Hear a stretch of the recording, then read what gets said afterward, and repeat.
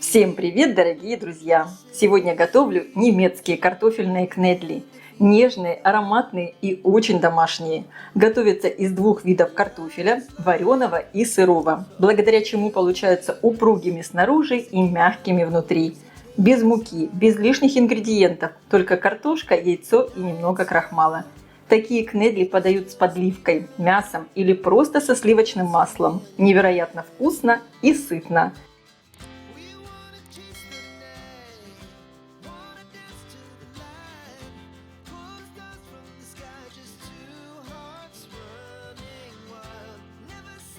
Для рецепта мне понадобится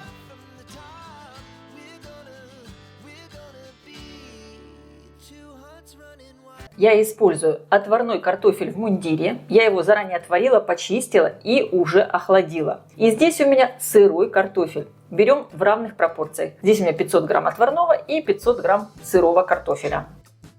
Отварной картофель хорошо разминаю толкушкой.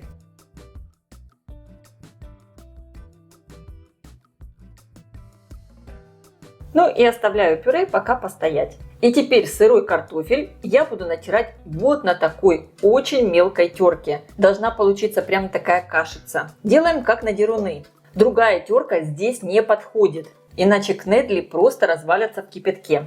Я натираю весь картофель. И чтобы картофель не темнел, есть такая небольшая хитрость. Натираем немного лука на такой же терке мелкой. Я натру буквально пол вот этой луковички небольшой. Она будет смешиваться с картофелем, и он будет оставаться светлым. Вот этого вполне будет достаточно. И продолжаю дальше натирать картофель и буду его все время смешивать с луковым соком. Натирайте картофель аккуратно, так как эта терка очень такая опасная и можно порезаться. Я натерла весь картофель. Как видите, он у меня остается вот такой светленький, так как я добавила лук. Теперь я беру еще одну миску, выкладываю сюда чистое влажное полотенце, отправляю сюда картофель, натертый вместе с луком, и хорошо все отжимаю тщательно. Лишняя влага в этом тесте не нужна. Посмотрите, сколько жидкости. Если вы плохо отожмете картофель, кнедли распадутся. Поэтому обязательно хорошо, тщательно отжимаем. Картофеля здесь остается совсем немного. Вот этот картофельный сок я не выливаю, а дам немного постоять, чтобы внизу осел крахмал. Отжатый картофель я добавляю в пюре. Посмотрите, какой он консистенции. Он у меня вот такой сухенький.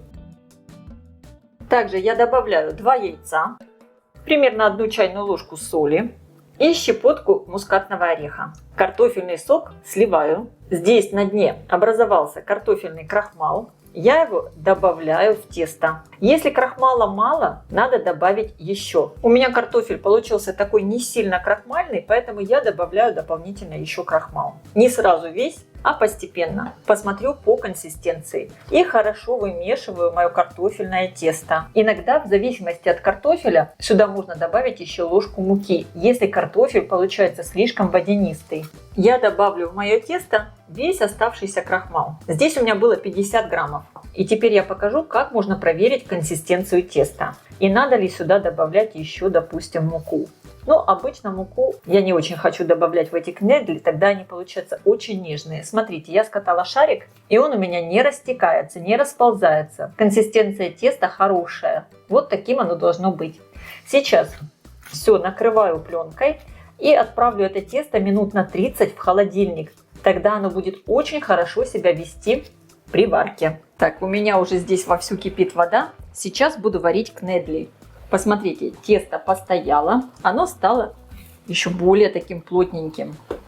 Так, делаю огонь немного тише. Воду обязательно солим. И теперь формируем кнедли. Я беру тесто и прямо руками его формирую вот в такие шарики. Шарики должны быть такие достаточно большие.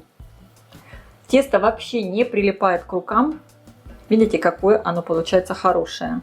И сразу я отправляю вот этот шарик теста в кастрюлю.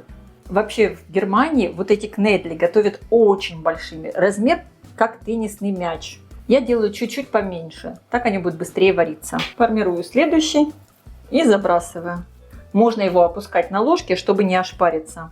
И таким образом формирую все кнедли.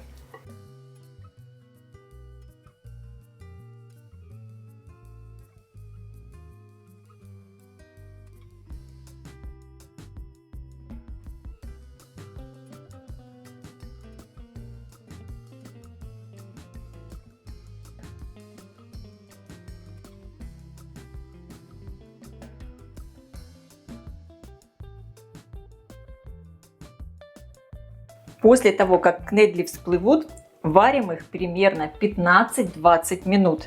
Они достаточно большие. И, конечно, это все зависит от их размера. Если вы делаете такие настоящие небецкие кнедли, которые очень большие, варить их надо вообще 20-25 минут.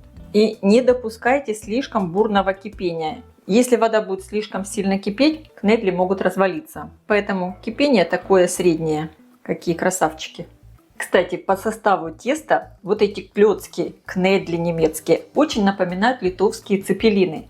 Только цепелины делаем еще с мясной начинкой. Кстати, у меня на канале есть такой рецепт. Если вам интересно, обязательно заходите и посмотрите. Цепелины тоже очень вкусные получаются. А вот такие кнедли обычно подают как гарнир к мясу. У меня уже все кнедли всплыли. И теперь варю их примерно 15-20 минут на среднем огне при небольшом кипении. Видите, кипение у меня совсем такое небольшое. Посмотрите, кнедли стали вот такие большие, хорошо увеличились. Они будут такие пышные. Готовые кнедли достаем на тарелку. Они такие нежные. Очень аккуратно. Можно доставать шумовочкой, можно достать ложкой, как кому удобно. Они как снежки, такие белые, красивые. Сверху кнедли поливаем растопленным сливочным маслом и присыпаем зеленью. У меня смесь петрушки и укропа. И, конечно, подаем к столу. Это так вкусно. Либо подаем их с мясом и с мясной подливой. Посмотрите, какие они нежные. Вот такая очень нежная структура. Просто великолепно. Я желаю всем приятного просмотра и приятного аппетита. Не забудьте поставить лайк и подписаться, чтобы не пропустить еще больше быстрых и вкусных рецептов. Всем пока! На моем канале около 1500 рецептов вкусных блюд. Чтобы легко найти нужный вам рецепт, просто напишите в поиске YouTube такую комбинацию: Люда Изи Кук и название блюда. Или Люда Изи Кук и любое слово по теме рецепта.